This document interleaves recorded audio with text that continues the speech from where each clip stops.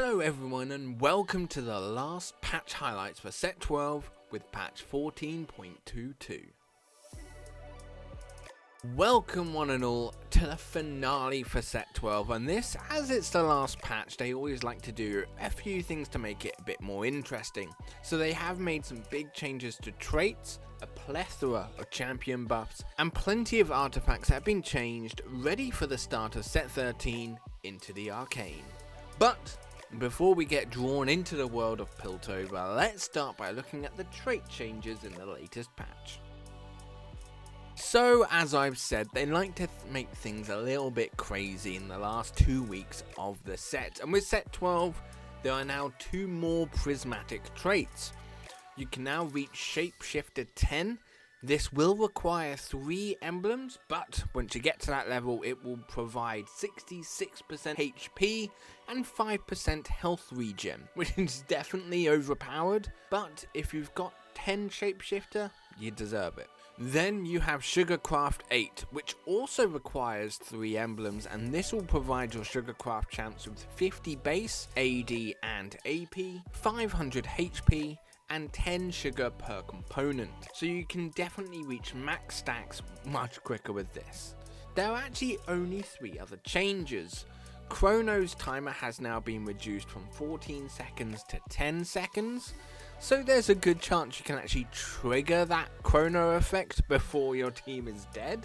Counter stacks has been increased from 3 to 5 when they cast their ability, and the final change is that the bees have been embiggened. Get it?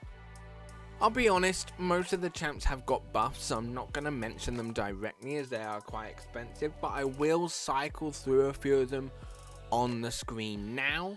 But there is one change I do want to particularly highlight, and that is for Xerath, who has had a buff to their spell damage and has also had an increase in the chance of a transcendent charm each turn. So Xerath carry, definitely possible. And the biggest part of this patch highlights is the artifact changes, and Mortdog did say in the patch rundown he did on Sunday that they were angling these changes at set 13, as there are some champions that could abuse items that are in the game at the moment. One of the changes is Anima Visage is now just a good tank item. Its magic resist has been reduced but is now gained armor, and its HP regen has been upped, so it's now like a premier tank item. Deathfire Grasp has now been reworked so it triggers at the start of combat and then every 13 seconds afterwards, but it does have slightly less ability power to compensate for this. Hull Crasher now provides ability damage and ability power for champions that are isolated, so I can imagine putting this onto a Gwen or a Briar for these next 2 weeks. That'll go crazy.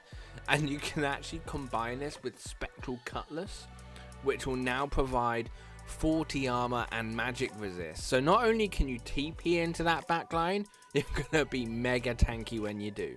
Lichbane now grants 20% attack speed rather than 20 mana. Light Shield Crest now provides a massive 75 armor and magic resist, and the shield it provides is now based off 70% of the base resists. So we are getting plenty of tank items in this patch ready for set 13.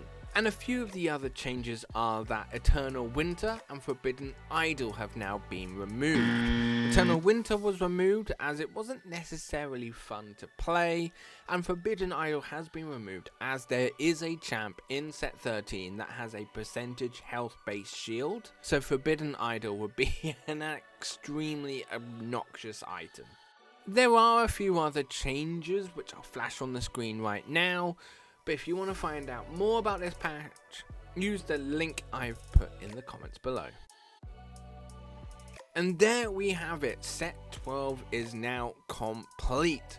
I think it's been a good patch overall. I feel it was a step up from set 11, but didn't quite hit the mark like set 10, that just got into my brain. Let me know in the comments how you think set 12 was overall and what your favourite set in the entirety of TFT has been. And don't forget to like this video and subscribe to support this channel as we move into the Arcane in the next few weeks. I want to thank you all very much for watching, and until next time, I'll see you in the arena.